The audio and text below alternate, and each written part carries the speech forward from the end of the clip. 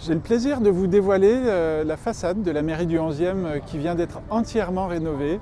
Cela fait des années que nous voulions le faire. Ce bâtiment est exemplaire puisque c'est la première mairie construite sur ce modèle. Elle a été voulue comme étant la référence pour construire toutes les mairies d'arrondissement à Paris. Alors la mairie du 11e, elle est construite au 19e siècle, donc milieu 19e, par l'architecte Guincel, qui malheureusement ne nous a pas laissé beaucoup de traces dans le paysage parisien, mais il a quand même le mérite d'avoir cristallisé, on va dire, le modèle de la mairie d'arrondissement parisienne, qui après a été suivi un peu sur les autres mairies qui ont été construites par la suite.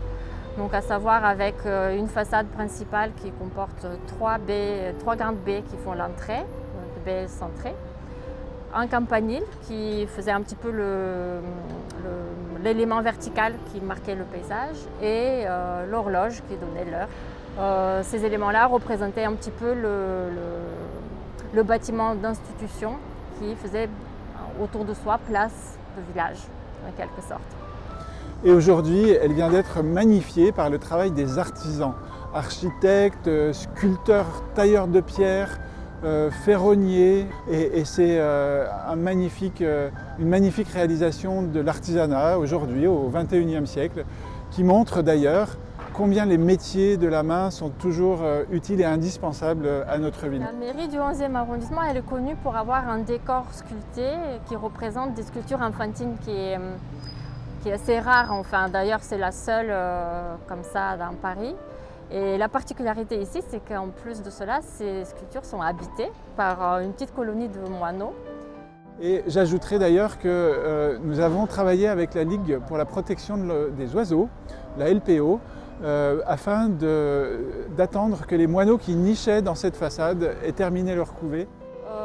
Là, on est vraiment sur une restauration assez classique qui va se faire par phase. La mairie est quand même assez grande, elle a 4 grandes façades.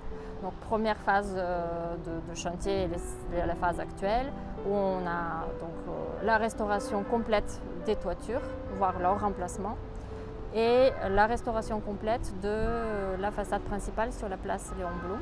Bravo à toutes les personnes qui se sont acharnées à refaire vivre cette façade. Le travail va continuer car nous avons les 3 autres façades, celle du côté Voltaire, Parmentier puis Sodène, qui vont dans les mois qui viennent être refaites de la même façon. Affaire à suivre.